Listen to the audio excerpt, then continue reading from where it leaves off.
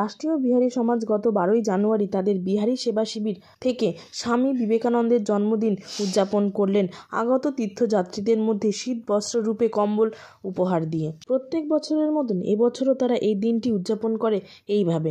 উপস্থিত সকলেই সাধুবাদ জানান উদ্যোক্তাদের। राष्ट्रीय बिहारी समाज के महासचिव अंकुर कुमार सिंह और जो मेरे भैया मुन्ना सिंह जी जो कार्य करते जा रहे थे गति वर्ष कुछ वर्षों से, उस कार्य को उनके साथ मैंने रहते रहते जितना हो सका मैंने सीखने की चेष्टा की। उस चेष्टा को मैं अब तो बहुत ही दुख किया, तो भैया चले गए हमें छोड़कर। उनके कार्य को जितना हो सके हम आगे बढ़ाने की पूरी चेष्टा कर रहे हैं और जितने से जितना हो सकेगा ये राष्ट्रीय बिहारी समाज को हम ऊंचाई तक ले जाने की पूरी कोशिश और कामना करेंगे। और हमारे सब बड़े बुजुर्गों ने हमें पूरे साथ दिया, मन से धन से तन से पूरा साथ दिया और आप सबके साथ से ही आज हमारा राष्ट्रीय बिहारी समाज का कैंप बहुत ही लाजवाब, जो हमने सोचा भी नहीं था कि हम ऐसा कर पाएंगे। हमारे ऐसा कोई प्लान भी नहीं था कि हम ऐसा कर पाएंगे, लेकिन इतने लोगों के साथ और विश्वास के साथ ये हमारा कैंप सफल हुआ। और रहा कम्बल वितरण का बात, हर साल गति वर्षों से 24 साल से स्वामी जी के जन्मदिन पे हम हर साल 400-500 कम्बल वितरण तीर्थयात्रियों को करते हैं और आगे भी हम ऐसे ही करते रहेंगे तीर्थयात्रियों। দাদার দেখানোর পথে চলছো, তো সেখান থেকে দাঁড়িয়ে মনে হচ্ছে যে আজকে দাদা কতটা তুমি নিজেকে সেই পর্যায়ে ফেলতে পারছো যে মানুষের সেবায় নিজেকে নিয়োজিত রাখতে হবে।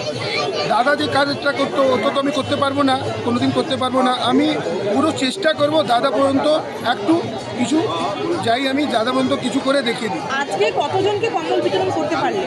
আমি আজকে 500 লোককে কম্বল বিতরণ করলাম।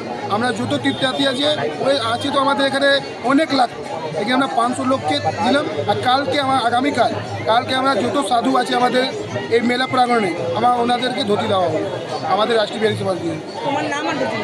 हमारा नाम अंकुर कुमार सिंह, राष्ट्रीय बिहारी समाज के महासचिव।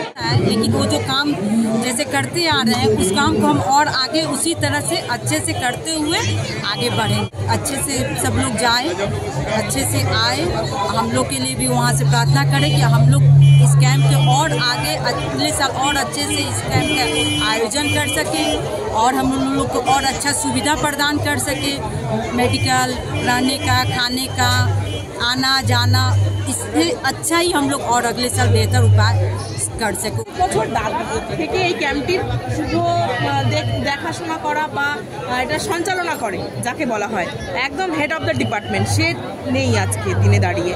তো সেখান থেকে এই যে পুরো ব্যবস্থাটা নিজেদের দায়িত্ব নিয়ে করা, সেইখান থেকেই আমি জানতে চাইবো যে কতটা কষ্ট এবং কতটা সহযোগিতা পাচ্ছ।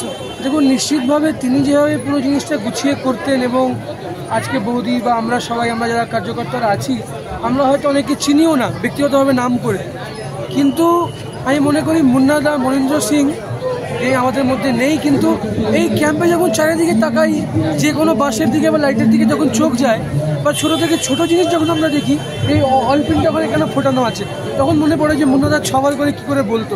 আর আমরা তখন হয়তো একটু ইরিটেট হয়ে যেতাম যে এবার 10 বার করে একটা জিনিস বলছে, কিন্তু আজকে সে মনে হচ্ছে সেই কথাটা সেই কণ্ঠস্বর কানে শোনা যায় না। কিন্তু দেখুন, এটা তো পৃথিবীর নিয়ম, উনি অনেক আগে চলে গেছেন, আরও অনেক থাকার ছিল, আরও অনেক বড় আমাদের স্বপ্ন ছিল এই ক্যাম্প আরও বড় করার। আমরা 500 কম্বল বিতরণ করি, 5000 কম্বল বিতরণ করার। উনি হয়তো থাকবেন না, কিন্তু বৌদির নেতৃত্বে, বৌদি এখন সভাপতি হয়েছে, আমাদের সভানেত্রী হয়েছে সমাজের, বৌদির নেতৃত্বে আমরা এটাকে আরও বড় করতে চাইছি এবং আমাদের একটাই উদ্দেশ্য যাতে আমরা কাউকেও ফিরিয়ে না পাঠাই। এখন হয়তো কিছু আর্থিক সীমাবদ্ধতা আছে আমাদের, যে 500, 600, 1000 কম্বল তার বেশি বিতরণ করা যায় না। তো পরের বছর যদি ভগবানের আশীর্বাদ থাকে, সবার সহযোগ থাকে, আমরা আরও এগিয়ে নিয়ে যাব। এবং ওনার যেই পদচিহ্নে আমরা চলছি, আমরা চাইবো উনি যদি 10 করতে পেরেছেন আমরা 100 করবো, তাতে উনি উপর থেকে খুশি হবেন বলে আমি মনে করি। এই যে যারা যাত্রীরা যাচ্ছে আজকে গঙ্গাসাগরে, তাদের জন্য কি বার্তা দেবেন? আমি একটাই বার্তা দেবো যে গঙ্গাসাগর হচ্ছে মহাতীর্থ।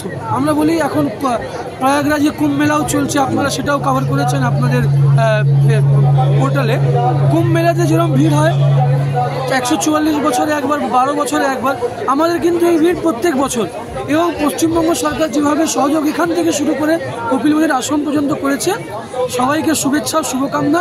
আর শুধু আমাদের ক্যাম্প না, আমাদের মতন অনেক ক্যাম্প এখানে করা হয়েছে। আমরা যারা সমাজের বা আমরা যারা মনে করি যে আমাদের কিছু সামর্থ্য আছে, আমরা নিজের শারীরিক শ্রম দিয়ে, টাকা দিয়ে, মনোবল দিয়ে আমরা সব কিছু আপনাদের জন্য করেছি। আপনারা সবাই ভালো করে তীর্থ করুন। আর যদি কোনো আপনার ভিডিওর মাধ্যমে যদি কেউ দেখে এখানে যদি কারোর কোনো অসুবিধা হয়, আমাদের 43 নম্বর ক্যাম্প রাষ্ট্রবিহারী সমাজের বিহার সেবা শিবিরে আমরা সবসময় তাদের জন্য 24 ঘন্টা আছি। আপনারা আমাদের কাছে এসে যোগাযোগ করবেন। সবাইকে শুভেচ্ছা।